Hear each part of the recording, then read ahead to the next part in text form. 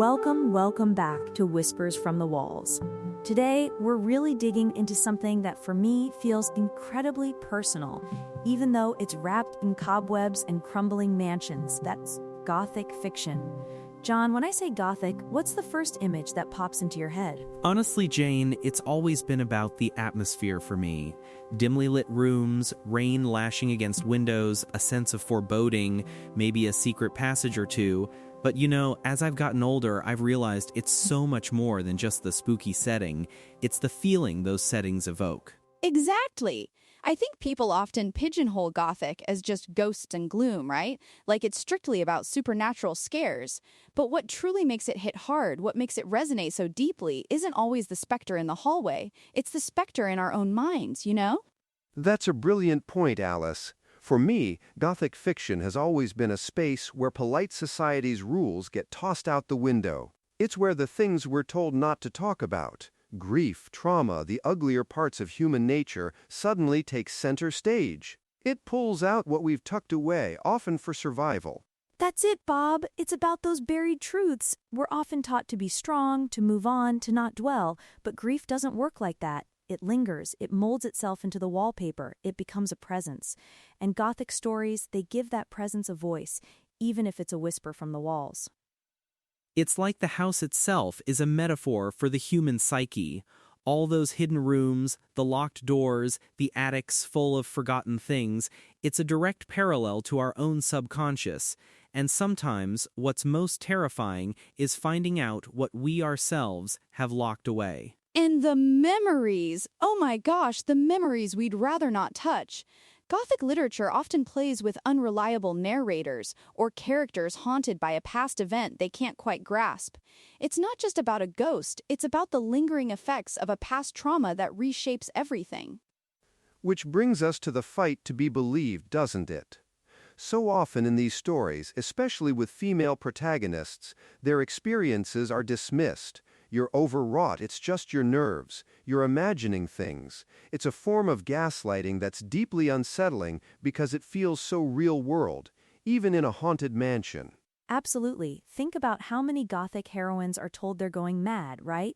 They see things, they hear things, they feel things, but everyone around them, often men in positions of authority, tells them they're wrong.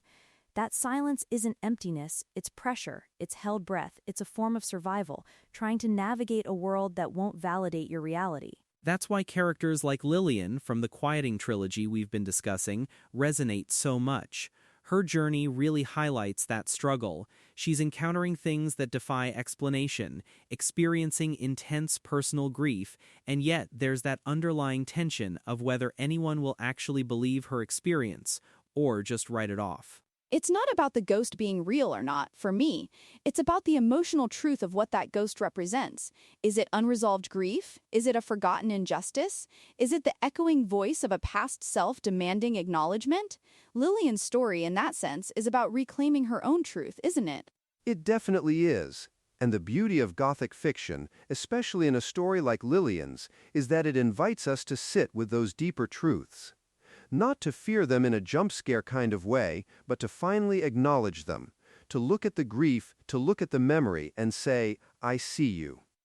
That's a powerful, almost therapeutic experience for a reader. When I first started reading Gothic, I thought it was just about creepy houses and things that go bump in the night.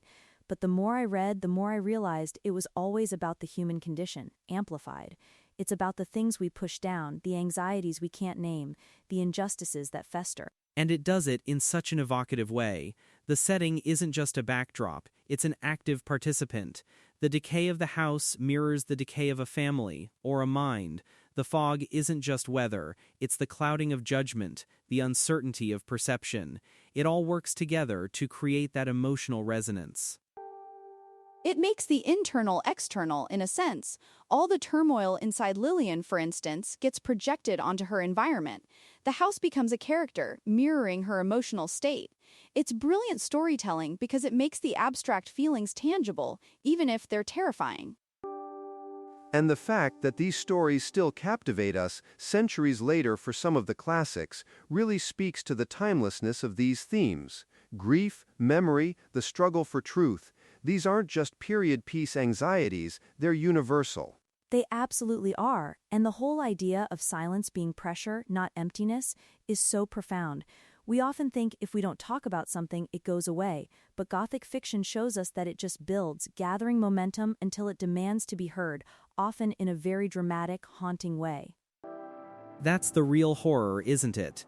Not necessarily a jump scare from a ghost, but the slow, creeping dread of realizing that the monster isn't outside the house, but deeply embedded within the family history, or even within the protagonist's own unresolved trauma. It's like you're peeling back layers, right? You start with the surface-level mystery, the strange occurrences, but then you dig deeper and find something much more human, much more fragile, and often much more heartbreaking than any monster. And the ultimate fear isn't just what lurks in the dark, as the topic script says, it's the realization of how much we understand it. When you read Lillian's story and she's wrestling with these profound emotional challenges, it's not just her story anymore, it becomes a mirror. It's true, you see a piece of yourself or a piece of human experience you recognize in that struggle. Maybe it's a moment where you felt unheard, or a grief you still carry, or a memory that still haunts the edges of your thoughts, and that's what makes it so powerful. It also gives us permission, I think, to acknowledge those parts of ourselves.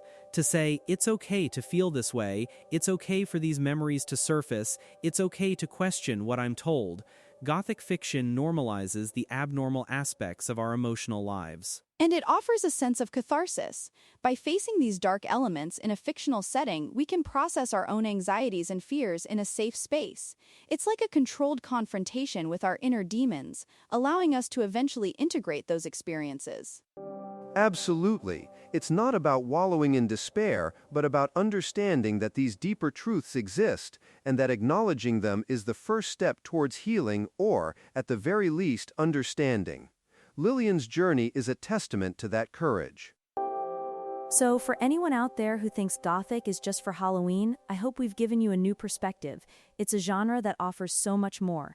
A deep, resonant exploration of the human heart and mind, in all its shadowed complexity. It's about the internal landscape being as dramatic and impactful as any crumbling castle.